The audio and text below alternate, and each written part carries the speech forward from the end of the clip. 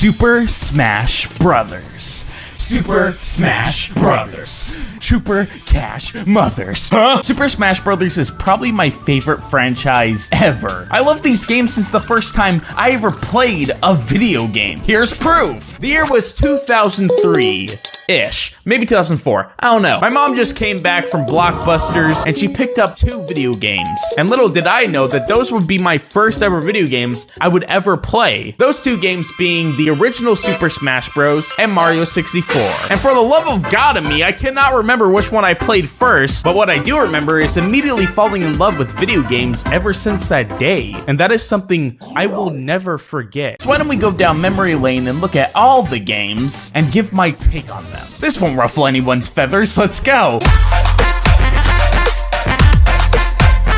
Super Smash Brothers for the Nintendo 64 is my least favorite entry in the series. I'm sorry, I know it's sacrilegious to not put Brawl in this spot. I will be smited later tonight, I promise you. Just like Mario 64, this is a game that's insanely easy to control, but very difficult to master. This is first try so far! You hold it down!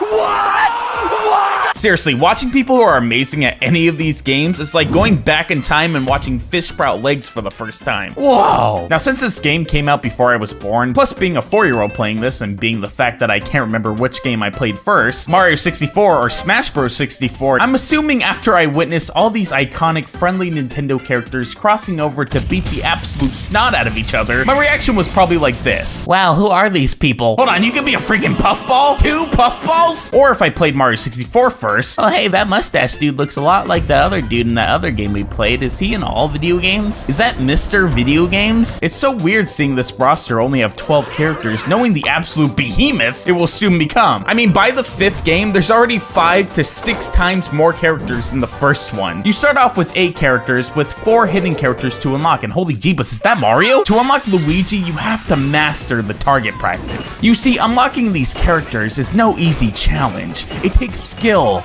and precision.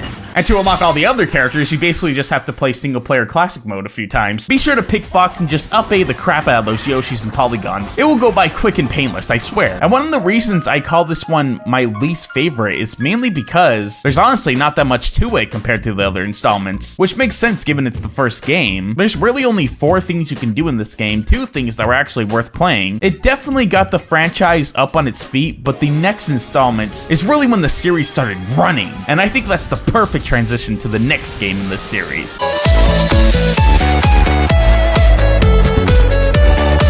Melee. Melee is Melee. If you know Smash Bros, you know Melee. It's in the contract. It is still, to this day, one of the most popular entries in the franchise, being hailed as the cream of the crop when it comes to competitive gaming tournaments. Again, whoa. It's a game that still makes me go, how the f did they make this in 2 years? Oh no, I just want to give them a hug. Now, I've never been the most competitive person when it comes to Smash Bros. Not to say that when I start a match, I won't immediately say to myself every time I'm gonna whoop your ass, but I've never been the type of person who learns all the expert mechanics and completely masters this game's controls to wipe the floor with my opponents. But if you are the type of person, Melee is the game for you. There is just so many things in this game that I don't know how to do. The roster compared to the first game has completely doubled, and you know what? Why don't we add Mr. Game & Watch in there? Why not?